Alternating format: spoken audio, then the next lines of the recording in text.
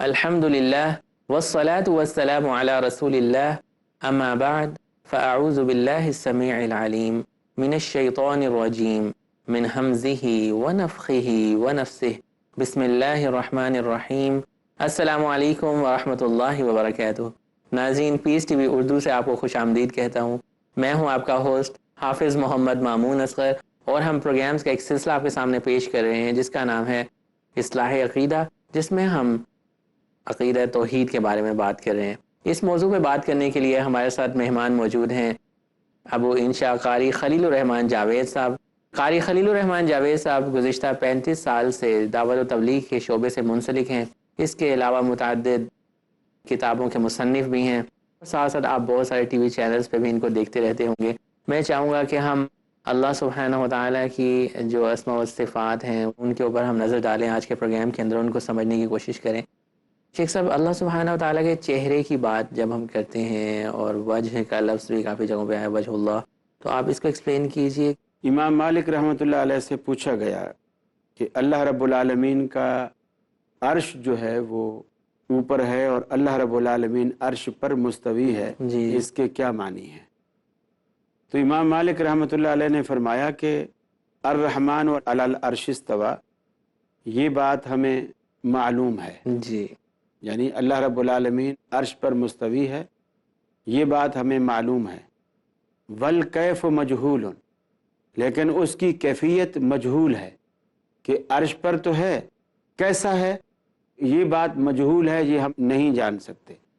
वल ईमान बिही वाजिबुन, लेकिन उस पर ईमान जो है वो वाजिब है, यानी वो हम पर फ़र्ज़ है कि ये हम ईमान लाएं। और वस्सुआलु अन्हु बिदअतुन, और इसके बारे में सवाल करना बिदअत है। अल्लाहु अकबर। आप अल्लाह रब्बुल आलमीन के ये कि उसकी कैफियत क्या है, उसका चेहरा क्या है, ये तो हम बयान ही नहीं कर सकते, इसलिए कि अल्लाह रब्बुल आलमीन के बारे में कुरान कहता है कि लैसा कमिस्लिही शै, अल्लाह जैसी कोई चीज़ नहीं है। तो जब अल्लाह जैसी कोई चीज़ नहीं है तो हम उसको किसी से तशबीह भी नहीं दे सकते, अल्लाह की ज़ात को किसी से तशबीह भी नहीं दे सकते। इसलिए अल्लाह रब्बुल आलमीन वैसा है जैसे उसको अच्छा लगता है। अलबत्ता जिन जिन चीज़ों को अल्लाह रब्बुल आलमीन ने ज़िक्र किया है या नबी करीम सल्लल्लाहु अलैहि वसल्लम ने वजाहत की है, इसी तरह कुरान मजीद में पिंडली का भी जिक्र आता है, हदीस में भी जिक्र आता है, और इसी तरह रिजल का भी जिक्र आता है हदीस में, इसी तरह वजह का जिक्र कुरान मजीद में आता है। जैसे फरमाया कुल्लु मन अलैहा फ़ान व यबक़ा वजहु रब्बिका ज़ुल जलाली वल इकराम। तो ये जन्नती रब्बुल आलमीन को जन्नत में देखेंगे और ये जन्नत में सबसे बड़ा इनाम होगा अल्लाह रब्बुल आलमीन को देखने का। लेकिन दुनिया में ये मलका और ये मकाम अल्लाह रब्बुल आलमीन ने किसी को नहीं दिया कि दुनिया में कोई आँख अल्लाह रब्बुल आलमीन को देख सके, ये किसी को मकाम नहीं। दुनिया में तो नहीं, लेकिन बहुत सारे लोगों का ये अक़ीदा है कि नबी सल्लल्लाहु अलैहि वसल्लम ने शायद अल्लाह सुब्हानहू व तआला को देखा हुआ है मेराज की रात, या किसी भी हवाले से लोग इसके बारे में बताते हैं। तो इसकी कोई दलील हमें कुरान और हदीस से मिलती? कतई नहीं, बल्कि यही सवाल नबी करीम सल्लल्लाहु अलैहि वसल्लम से सहाबा ने किया कि या रसूल अल्लाह सल्लल्लाहु अलैहि वसल्लम, क्या आपने अल्लाह को देखा है? हल रअयत रब्बक, क्या आपने अपने रब को देखा है? आपने फरमाया नूरुन फअन्ना अराहु, नूर है, मैं उसको कैसे देख सकता हूँ। मुस्लिम शरीफ की रिवायत है। और मुस्लिम शरीफ की एक और रिवायत है, उसमें आपसे पूछा गया तो आपने फरमाया मैंने सिर्फ नूर देखा है, मैंने सिर्फ नूर देखा है। तो नूर से क्या मुराद है? वो रब्बुल आलमीन की ज़ात मुराद नहीं है, इसलिए कि दूसरी रिवायत जिसमें आपने यूँ फरमाया कि अल्लाह तो नूर है, मैं उसको कैसे देख सकता हूँ, तो उससे ज़ाहिर होता है कि आपने अल्लाह को नहीं देखा। फिर कुरान मजीद में आता है ला तुदरिकुल अबसार वहुव युदरिकुल अबसार, कि कोई आँख जो है वो उसका इदराक नहीं कर सकती। जितनी भी दुनिया में आँखें हैं अल्लाह का इदराक नहीं कर सकती, लेकिन वो आँखों का इदराक करता है। अल्लाह रब्बुल आलमीन सबको देखता है, सबकी आँखें देख रहा है, लेकिन दुनिया की कोई भी आँख अल्लाह रब्बुल आलमीन को ना देख सकती है और ना देख रही है। हत्ता कि मूसा अलैहिस्सलाम ने भी अल्लाह से ज़िद की कि या अल्लाह रब्बि अरिनी अंजुर इलैक, मैं तुम्हें देखना चाहता हूँ, मुझे अपना आप दिखा। तो अल्लाह ने कहा लन तरानी, तू मुझे नहीं देख सकता। موسیٰ علیہ السلام نے تھوڑی سی اور ضد کی، یا اللہ میں دیکھوں گا۔ اللہ رب العالمین نے کہا تو پھر ایسا کر، یہ جو سامنے پہاڑ ہے، وَلَٰكِنِ انظُرْ إِلَى الْجَبَلِ، اس پہاڑ کی طرف تو دیکھ اور میں اس کے اوپر اپنی تجلی ڈالوں گا، اگر تو دیکھ سکا تو پھر دیکھ لیں گے۔ تو موسیٰ علیہ السلام نے کوہ طور پہ دیکھا، اللہ نے جب اپنی تجلی اس پہ ڈالی، قرآن کہتا ہے کہ خر موسیٰ صاعقہ، موسیٰ علیہ السلام گر پڑے۔ تو اللہ رب العالمین کی وہ تجلی کی تاب نہ لا سکے، اللہ کو دیکھنا تو دور کی بات ہے، البتہ مرنے کے بعد جنت کے اندر مومن کی آنکھ میں اللہ رب العالمین وہ نور پیدا فرما دیں گے جو اللہ رب العالمین کی زیارت کر کے وہ اپنے آپ میں ایک جنت کا ایک اعلیٰ انعام سمجھ کر اپنے اندر وہ خاص قسم کا سرور اور خوشی محسوس کرے گا اللہ رب العالمین کی زیارت۔ جی بالکل، بہت سارے لوگ یہ عقیدہ ہے کہ ایک عام انسان جنت میں جا کے جب اللہ سبحانہ وتعالیٰ کو دیکھ سکے گا تو کیا نبی صلی اللہ علیہ وسلم نہیں دیکھ سکتے تھے؟ اس لیے میں نے آپ سے جنت میں تو بالکل ہمیں انکار نہیں ہے، نبی صلی اللہ علیہ وسلم بھی دیکھیں گے۔ پھر جو ربی کریم نے خود فرمایا کہ نور ہے، میں اسے کیسے دیکھ سکتا ہوں، تو آپ کے فرمان کو ہم کیسے جھٹلا سکتے ہیں؟ پھر سیدہ عائشہ فرماتی ہیں کہ اگر کوئی شخص یہ عقیدہ رکھتا ہے کہ محمد صلی اللہ علیہ وسلم نے اپنے رب کو دیکھا ہے، فقد کذب، اس نے جھوٹ بولا ہے۔ بہت اچھی آپ نے وضاحت کی، اور یہ ایسے معاملات ہیں جن میں ہمیں بہت زیادہ ڈیپ نہیں جانا چاہیے۔ جو اللہ سبحانہ وتعالی نے محکمات کی آیتیں اتاری ہیں قرآن مجید میں، ان کی طرف غور کرنا چاہیے کہ اللہ سبحانہ وتعالی نے ہمیں اس دنیا میں کیوں بھیجا ہے اور ہمارے بھیجنے کا کیا مقصد ہے، ہم نے کیسے اللہ کی عبادت کر کے اللہ سبحانہ وتعالی کو خوش کرنا ہے، اس کی طرف ہماری توجہ زیادہ ہونی چاہیے، اور یہ سوچنا چاہیے کہ کن چیزوں سے اللہ سبحانہ وتعالی ناراض ہوتے ہیں، ہم نے وہ کام نہیں کرنے۔ ایک چھوٹا سا سوال جو ہمارے ناظرین کے بھی ذہن میں ہے کہ اللہ سبحانہ وتعالی نے مثال دی، جیسے پنڈلی کی مثال دی ہے، اللہ سبحانہ وتعالی کی ایک پنڈلی ہے، اس میں آپ بتا سکتے ہیں اس کے پیچھے حکمت کیا ہو سکتی ہے؟ اللہ سبحانہ وتعالی یہ لفظ کیوں استعمال کیا؟ اللہ رب العالمین اپنے کسی بھی چیز کے بیان کرنے پر اس کی وجہ بتانے کا پابند نہیں ہے، جبھی تو وہ رب ہے۔ یہ وجہ بتانے کی اور دلیل دینے کے تو میں اور آپ پابند ہیں کہ ہم کوئی بات کریں تو اس کی دلیل دیں۔ وہ تو بادشاہ ہے، احکم الحاکمین ہے، شہنشاہ ہے رب العالمین، اس کو اپنی کسی بھی چیز کی وجہ بتانے کی ضرورت نہیں ہے۔ بس اس نے اس پیرائے میں اللہ رب العالمین نے بات بیان کی کہ روز آخرت اللہ رب العالمین کائنات کے سامنے اپنی پنڈلی سے حجاب ہٹائے گا اور دنیا اس کو دیکھے گی، اور اللہ رب العالمین کے حضور سب سجدے میں گر جائیں گے، اور سوائے ان لوگوں کے جنہوں نے تکبر دنیا میں کیا ہوگا وہ سجدے میں گرنا چاہیں گے، لیکن اللہ رب العالمین ان کی ریڑھ کی ہڈی میں یہ جو سسٹم ہے مہروں کے ہلنے کا، مڑنے کا، فولڈ ہونے کا، یہ سسٹم رب العالمین ختم کر دے گا، اور وہ ریڑھ کی ہڈی بالکل ایسے ہو جائے جیسے ٹانگ کی نلی کی ہڈی ہوتی ہے، اس میں خم کھانے کا، مڑنے کی گنجائش نہیں ہوتی اس کے اندر۔ تو فرمایا ان کی ریڑھ کی ہڈی کو اللہ ایسے سیدھا سخت کر دے گا کہ وہ جھکنا چاہیں گے لیکن جھک نہیں سکیں گے۔ اب اللہ ایسا کیوں کرے گا؟ اب اللہ تبارک و تعالیٰ سے تو کسی کی مجال نہیں ہے جو کیوں کر کے پوچھ سکے، الا یہ کہ اللہ رب العالمین خود اپنی کسی بات کی وضاحت کر دے، تو میرا خیال ہے ہم اس سوال کا جواب دینے سے ہم قاصر ہیں۔ جزاکم اللہ خیر۔ یہاں پہ ایک چھوٹی سی بریک کا وقت ہو گیا ہے ناظرین، بریک کے بعد دوبارہ آتے ہیں اور اللہ سبحانہ و تعالیٰ کے اسماء و صفات پہ جو گفتگو چل رہی ہے اس کو آگے لے کے چلیں گے۔ السلام علیکم ورحمۃ اللہ وبرکاتہ۔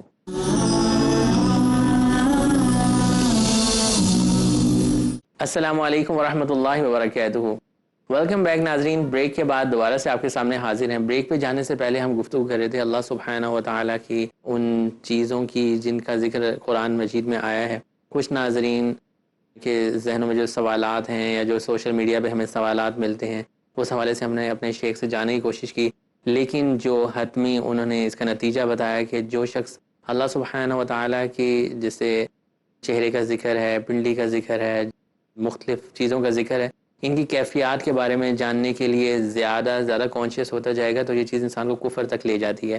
اس لیے جس طرح اللہ سبحانہ و تعالیٰ نے بیان کی اپنی صفات قرآن میں، ہم اسی طرح سے ان کو ماننے کے مجاز ہیں، کیونکہ ہم اللہ سبحانہ و تعالیٰ کی مخلوق ہیں اور اللہ سبحانہ و تعالیٰ خالق ہیں اور وہی صحیح تدبیر کرنے والے ہیں۔ اب ہم چاہتے ہیں کہ ہم عقیدے سے ریلیٹڈ مزید کچھ سوالات اپنے مہمان ابو انشا قاری خلیل الرحمان جاوید صاحب سے کریں۔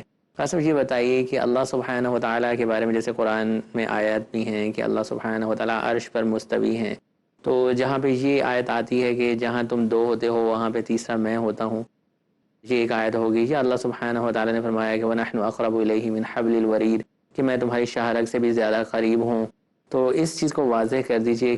جب ہم یہ کہتے ہیں کہ الرحمن علی العرش استویٰ کہ رحمان عرش پر مستوی ہے، تو اس وقت اس کے معنی یہ ہوتے ہیں کہ اللہ رب العالمین کی ذات عرش معلیٰ پر ہے۔ اور جب ہم یہ کہتے ہیں کہ اللہ رب العالمین ہر ایک کے ساتھ دوسرا ہے، ہر دو کے ساتھ تیسرا ہے، ہر تین کے ساتھ چوتھا ہے، بلکہ قرآن مجید نے اس سے بھی بڑھ کر فرمایا کہ اینما تولوا فثم وجہ اللہ، کہ تم جدھر بھی رخ کرو گے اللہ کو پاؤ گے، یعنی جدھر دیکھو تو ہی تو ہے، تم جدھر رخ کرو گے اینما تولوا فثم وجہ اللہ، اللہ رب العالمین کو پاؤ گے۔ تو اس سے مراد اللہ رب العالمین کا علم، اللہ کی سماعت، اللہ رب العالمین کا دیکھنا، اللہ کی پاور، اللہ کا اختیار، اللہ کی قدرت، کہ تم جہاں کہیں بھی ہو میرا بس، میری طاقت، میرا زور، میری قوت یا میری مدد ہر طرح سے تمہارے شامل حال ہے، اور تمہارا کہیں ہونا میرے علم سے اوجھل نہیں ہے، وہ میرے علم میں ہے۔ تمہارا کہیں رہ کر مجھے پکارنا، میں تمہاری پکار سے غافل نہیں، میں سن رہا ہوں۔ حتیٰ کہ رات کے اندھیرے کے اندر ایک کالی چیونٹی، کالے رنگ کی اور کالے اندھیرے میں، کالے پہاڑ کے اندر، غار کے اندر اگر اللہ رب العالمین کو پکار رہی ہے تو اللہ رب العالمین بے شک سارا عالم سویا ہوا ہو، اللہ رب العالمین اس کی پکار سے غافل نہیں، اور وہ چیونٹی جو کالی ہے، کالے اندھیرے میں ہے، کالے پہاڑ کے اندر ہے، اللہ رب العالمین سے اوجھل نہیں، اللہ رب العالمین اسے دیکھ رہا ہے، ایسے جیسے کوئی روشنی میں کسی چیز کو دیکھتا ہے، اور بلکہ وہ بھی اتنا اچھا کیا دیکھے گا جتنا رب العالمین اس کو اندھیرے میں دیکھتا ہے۔ تو رب العالمین کے ساتھ ہونے کا مطلب یہ ہے ذات کے اعتبار سے اللہ رب العالمین عرش معلیٰ پر، اس کا علم، اس کی سماعت، اس کی طاقت، اس کی قدرت، وہ ہر چیز کے ساتھ لگی ہوئی ہے۔ جب بھی کہیں سے کوئی آواز دے گا اللہ اس کو سنتا ہے، جب اس کو مدد کے لیے پکارے گا اللہ رب العالمین اس کی مدد کرے گا۔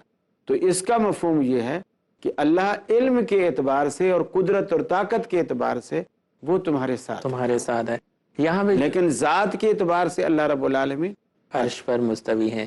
یہاں پر کچھ لوگ اس چیز کو مس انٹرپریٹ کر جاتے ہیں، غلط سمجھ جاتے ہیں کہ ہر شے میں اللہ سبحانہ و تعالیٰ نعوذ باللہ نظر آتے ہیں، تو اس عقیدے کی بھی وضاحت کر دیجئے کہ یہ کس حد تک نقصان دہ ہو سکتا ہے۔ ویسے پچھلی نشستوں میں اس پر بڑی تفصیلی اور ڈیٹیل کے ساتھ بات ہو چکی ہے کہ اللہ رب العالمین کے بارے میں یہ عقیدہ رکھنا کہ اللہ تعالیٰ ہر چیز میں ہے، یہ وحدت الشہود کا عقیدہ ہے کہ ہر چیز کے اندر اللہ رب العالمین شاہد ہے، یعنی موجود ہے ہر چیز کے اندر۔ تو یہ اللہ رب العالمین کی شان عظمت کے، شان کریمی کے بالکل منافی اور خلاف ہے، اس لیے کہ اللہ رب العالمین خود کہتا ہے کہ رحمان عرش پر مستوی ہے اس اعتبار سے۔ دوسرا حدیث میں یہ صراحت موجود ہے کہ رسول اللہ صلی اللہ علیہ وسلم نے ایک لونڈی کا ایمان جاننے کے لیے جب اس کو اپنے پاس بلایا تو اس سے پہلا سوال ہی یہی کیا کہ این اللہ، اللہ کہاں ہے؟ تو حدیث میں آتا ہے قالت فی السماء، اس نے کہا آسمانوں میں، یا ایک بعض روایتوں میں آتا ہے فاشارت الی السماء، اس نے اشارہ آسمانوں کی طرف کیا۔ آپ نے دوسرا سوال کیا من آنا، کہ میں کون ہوں؟ اس نے کہا انت رسول اللہ، آپ اللہ کے رسول ہیں۔ آپ نے فرمایا یہ تو مومنہ ہے، اسے آزاد کرو۔ تو اس کا ایمان جانچنے کے لیے آپ نے دو سوال کیے، ان دو سوالوں میں پہلا سوال ہی یہی تھا کہ اللہ کہاں ہے؟ تو جب اس نے کہا کہ اللہ اوپر ہے تو گویا آپ نے اس کے ایمان کی تصدیق کر دی، گویا دونوں سوالوں کا اس نے صحیح اور درست جواب دیا، آپ نے اسے پاس کر دیا اور کہا کہ یہ مومنہ ہے، اسے آزاد کر دو۔ تو اس کے معنی یہ ہوئے اسلام میں پاس ہونے کے لیے یہ عقیدہ رکھنا ضروری ہے کہ اللہ رب العالمین عرش معلیٰ پر ہے، اوپر ہے، اور یہ بالکل ایک فطری آواز ہے۔ جو ایک چھوٹا سا بچہ بھی آپ اس سے جو بولنا ابھی سیکھا ہو، اس سے پوچھو اللہ کہاں ہے تو وہ بھی انگلی آسمان کی طرف اٹھا دیتا ہے اور وہ کہے گا۔ اور کبھی آپ نے دیکھا دعا مانگنے والا کبھی دائیں طرف، کبھی بائیں طرف، کبھی نیچے کی طرف، ہاتھ کر کے جب اللہ ہر طرف ہے تو وہ کبھی یوں بھی دعا مانگے کبھی یوں بھی دعا مانگے، ہم ہمیشہ یوں دعا کیوں مانگتے ہیں؟ بے شک، اس لیے کہ دینے والا اوپر ہے، جھولیاں وہی بھرے گا۔ اور باتوں میں بھی ہم یہی کہتے ہیں میاں اوپر والے کی مرضی، میاں اوپر والا جس کو دے، اوپر والا جس پہ راضی ہو۔ تو یہ اوپر والا یہ ایسے نہیں آ گیا، یہ اللہ رب العالمین نے ہماری فطرت میں یہ چیز ڈال دی ہے۔ اللہ رب العالمین عرش معلی پر ہے، اوپر ہے، اور یہی چیز اس کی شان کو لائق اور زیبا ہے۔ بہت اچھی آپ نے بات کی کہ اللہ سبحانہ و تعالیٰ عرش پر مستوی ہے، بولنے والے کی، مانگنے والے کی پکار کو سن رہے ہیں۔ کچھ لوگوں کا یہ عقیدہ ہے کہ جو بزرگ ہوتے ہیں وہ دنیا میں بھی اور دنیا سے جانے کے بعد بھی قبر میں بھی پکاروں کو سنتے ہیں اور جواب دیتے ہیں، اور دلیل کے طور پہ یہ پیش کرتے ہیں کہ نبی صلی اللہ علیہ وسلم کے اوپر بھی تو ہم درود و سلام پڑھتے ہیں تو وہاں سے ہمیں جواب بھی آتا ہے۔ تو اس چیز کی ذرا کچھ وضاحت کیجیے۔ دیکھیے، نبی کریم صلی اللہ علیہ وسلم کو اللہ رب العالمین نے قرآن مجید میں فرمایا وما انت بمسمع من فی القبور، اے حبیب جو قبروں میں لوگ دفن ہیں، جو مر چکے ہیں، آپ ان کو نہیں سنوا سکتے، یعنی آپ ان کو اپنی بات نہیں سنوا سکتے۔ تو جب نبی کریم صلی اللہ علیہ وسلم جیسی ہستی مردے کو نہیں سنوا سکتی تو ہم کس کھیت کی مولی ہیں کہ ہم مردوں کو سنوائیں گے؟ تو اللہ رب العالمین نے یہ باتیں قرآن مجید میں ایسی کھول دی ہیں، بلکہ ایک جگہ فرمایا کہ زندہ اور مردہ برابر برابر نہیں، نہیں ہو سکتے۔ اور اسی طرح سننے والا اور بہرا برابر نہیں ہے۔ تو جب زندہ اور مردہ برابر نہیں ہے اور مردہ اسی طرح سن رہا ہے جس طرح زندہ سنتا ہے، اور مردہ اسی طرح چل پھر گھوم پھر رہا ہے، بلکہ مرنے کے بعد وہ کہتے ہیں اب تو ساری دنیا میں چکر لگاتا ہے، جب دفن ہو جاتا ہے، جب باہر تھا تو چارپائی پہ تھا، جب دفن ہو جاتا ہے تو ساری دنیا کی سیر کرتا ہے۔ یہ بالکل وہی حساب ہے زندہ ہاتھی لاکھ کا اور مرا 1.25 لاکھ کا۔ اصل میں وہ دلیل اس بات کی دیتے ہیں کہ جیسے نبی صلی اللہ علیہ وسلم نے ایک دعا بھی بتائی تھی، السلام علیکم یا اہل القبور والی دعا ہے، کہ اگر وہ نہیں سنتے تو پھر ہم کیوں قبرستان میں جا کے السلام علیکم یا اہل القبور کہتے ہیں؟ دیکھیے، دعا جب آپ کرتے ہیں تو جس کے لیے آپ دعا کر رہے ہیں اس کا سننا ضروری ہے، یا جس سے دعا مانگ رہے ہیں اس کا سننا ضروری ہے؟ کس کا سننا ضروری ہے؟ اللہ سبحانہ و تعالیٰ کا، جن نے دعا قبول کرنی ہے۔ ہاں، جس نے دعا قبول کرنی ہے اس کا سننا ضروری ہے، اور وہ سن رہا ہے۔ اس کا وعدہ ہے قال ربکم ادعونی استجب لکم، اللہ رب العالمین تمہارا داتا ہے، وہ تمہیں کہتا ہے ادعونی استجب لکم، مجھے پکارو میں اسے قبول کرتا ہوں، میں تمہاری فریاد رسی کروں گا۔ اللہ خود دعوت دیتا ہے کہ مجھے پکارو، میں تمہاری دعاؤں کو پکار کو میں سنتا اور قبول کرتا ہوں۔ تو اللہ رب العالمین جب کہتا ہے کہ مجھے پکارو تو اسی ہی کو پکارا جانا چاہیے۔ اب نبی کریم صلی اللہ علیہ وسلم نے قبرستان میں جانے وقت جو دعا بتلائی ہے، یہ دعا اس لیے نہیں بتلائی ہے کہ مردوں کو سنواؤ، یہ دعا اس لیے بتلائی ہے کہ مردے کو دعا دو، اللہ رب العالمین کو سنواؤ، اللہ رب العالمین سنتا ہے، اللہ اس کو قبول کر کے جو دعا میں ہم نے جو مانگا ہے اس کے لیے، سلامتی مانگی ہے، خیر مانگی ہے، آخرت کی فلاح مانگی ہے، یا عذاب قبر سے پناہ مانگی ہے، یا دوزخ سے پناہ مانگی ہے، اگر اللہ نے ہماری اس دعا کو قبول کر لیا تو اللہ رب العالمین اس کو وہ اجر اور وہ ثواب جو ہماری دعا میں تھا اللہ قبول کر کے وہ چیز اللہ رب العالمین اسے دے گا۔ تو یہ قبولیت کا ایک طریقہ ہے کہ اللہ رب العالمین وہ چیز اسے دے دے جو ہم نے اس کے لیے اللہ سے مانگی ہے۔ جزاک اللہ خیر، میں سمجھ گیا، امید ہے کہ ناظرین بھی سمجھ گئے ہوں گے۔ ایک اور چیز پہ چلتے چلتے آپ اتنی وضاحت ماشاءاللہ کریں، جب کوئی شخص فوت ہو جاتا ہے تو اس کے بارے میں کہتے ہیں کہ وہ دیکھ رہا ہوتا ہے اپنے اہل و عیال کو کہ وہ میرے گرد نوحہ خوانی کریں، کیا کر رہے ہیں۔ میرے نالج میں یہ آج اتنا بڑا اضافہ ہوا ہے کہ مردہ چاروں طرف سے دیکھ رہا ہے اور پھر ہے بھی مردہ۔ جی، تو یعنی مردہ اور دیکھ رہا ہے اور مردہ ہے، یہ میں سمجھتا ہوں کہ اگر کوئی شخص اس طرح کا عقیدہ رکھتا ہے تو یہ اس کی عقل پہ مجھے ماتم کرنے کو جی چاہتا ہے کہ یہ عقیدہ مسلمانوں کا ہو کہ مردہ ہے اور چاروں طرف دیکھ رہا ہے، اور پھر دیکھتے دیکھتے ہم جا کے اسے دفن بھی کر دیتے ہیں اور اس پہ مٹی بھی ڈال دیتے ہیں، اور ہم خیال ہی نہیں کرتے، وہ دیکھ بھی رہا ہے، وعلیکم السلام بھی کہہ رہا ہے اور سب کچھ کر رہا ہے، اور ہم اس پہ مٹی ڈال دیتے ہیں۔ ایسا نہیں ہے۔ جب اللہ رب العالمین نے اس کی تصدیق نہیں کی، رسول اللہ صلی اللہ علیہ وسلم نے تصدیق نہیں کی، تو ہمیں اپنی طرف سے یہ باتیں اور یہ جملے نہیں کہنے چاہیے، صرف اس سے یہ نکالنا کہ چونکہ سلام کرنے والا جا کر کے سلام کرتا ہے، تو یا تو اللہ کے نبی نے کئی مقامات پہ کہ قرآن مجید بھرا پڑا ہوا ہے، جیسے قل یا ایھا الکافرون، اب اس میں یا ایھا الکافرون کہہ کر امام صاحب اگر نماز پڑھا رہے ہیں تو پیچھے اس کے کوئی کافر تو نہیں کھڑے ہوئے ہیں، تو وہ کس کو مخاطب کر رہا ہے؟ لیکن اب چونکہ قرآن اسی طرح اترا ہے اور ہم اس کو اسی طرح پڑھنے پر مکلف ہیں، اسی طرح پڑھنے کے پابند ہیں، یہ عقیدہ رکھے بغیر کہ کافر سن رہے ہیں، تو وہ دعا بھی ہم اسی طرح پڑھنے پر مجبور اور مکلف ہیں جس طرح اللہ کے نبی نے سکھلائی ہے، یہ عقیدہ رکھے بغیر کہ وہ سن رہا ہے۔ وہ سن رہا ہے، سننے والی ذات اللہ سبحانہ و تعالیٰ کی ہے، کیونکہ دعاؤں کو قبول اللہ سبحانہ و تعالیٰ نے کرنا ہے، اور اسی کے پاس جانا چاہیے دعا کو۔ اور دعا جانی بھی اللہ سبحانہ و تعالیٰ کے پاس ہی چاہیے۔ اگر دعا ہماری اللہ کے پاس نہیں جا رہی اور قبرستانوں میں جا رہی ہے، چٹھی تو دیکھو نا، جب ہی پتہ چلے گا نا کہ جس سے آپ نے درخواست کی ہے درخواست اس کے پاس جائے، درخواست تو آپ نے اللہ سے کی ہے، تو اس درخواست کو اللہ کے پاس جانا چاہیے۔ صحیح، ویسے یہ بات بھی واضح ہو گئی کہ قبر کے اندر اگر کوئی شخص موجود ہے تو ہم اس سے کوئی بھی چیز نہیں مانگ سکتے، کیونکہ یہ obviously تو وہ پھر مردہ ہے۔ بالکل شرک کے زمرے میں آئے گی، شرک کے قبر زمرے۔ والا ہماری مدد کرے، قبر والا ہمیں دے، تو پھر زندے کس کام کے؟ یعنی زندوں کی مدد مردے آ کے کریں گے تو پھر تو ہمارے زندہ ہونے پر ہی تف ہے کہ زندوں کی مدد جو ہے وہ مردے آ کے کریں، یہ تو ممکن ہی نہیں ہے، مردہ تو باہر کیف مردہ ہے۔ مردہ ہے، بالکل جیسے آپ نے بتایا کہ قرآن اس چیز کی وضاحت کر رہا ہے کہ زندے اور مردے جو ہیں وہ ایک برابر نہیں ہو سکتے۔ اور پھر یہ بھی قرآن نے کہا کہ ثم انکم بعد ذلک لمیتون ثم انکم یوم القیامت تبعثون، اس کے بعد تم مر جاؤ گے، پھر قیامت کے دن اٹھائے جاؤ گے۔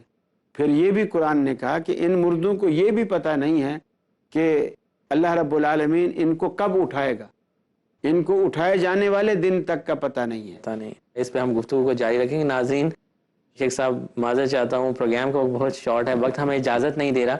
آنے والے پروگرام میں اسی چیز پہ ہم گفتگو کریں گے کہ قبروں کے اوپر عرس اور میلے ٹھیلے سے جانا، اس کی اسلام کے اندر کیا حقیقت ہے، ہمارا عقیدہ جو ہے، عقیدہ توحید اسلام کا جو صحیح عقیدہ ہے جس کے بارے میں ہم بات کر رہے ہیں، کسی بھی مکتبہ فکر کو ہم نشانہ نہیں بنانا چاہ رہے، ہم وہ عقیدہ سیکھنا چاہ رہے ہیں جو نبی صلی اللہ علیہ وسلم نے ہمیں سکھلایا اور جس عقیدے پر سلف صالحین صحابہ تھے، کیونکہ اللہ سبحانہ و تعالیٰ نے فرمایا ہے فَإِنْ آمَنُوا بِمِثْلِ مَا آمَنْتُمْ بِهِ فَقَدْ اهْتَدَوْا، اگر تم ایمان لے کے آنا چاہتے ہو تو اس طرح سے ایمان لے کے آؤ جس طرح سے مجھ محمد صلی اللہ علیہ وسلم کے صحابہ مجھ پر ایمان لے کے آئے تھے، تو ہم نے وہی طریقہ فالو کرنا ہے۔ دیکھتے رہیے گا پیس ٹی وی اردو۔ السلام علیکم ورحمۃ اللہ وبرکاتہ۔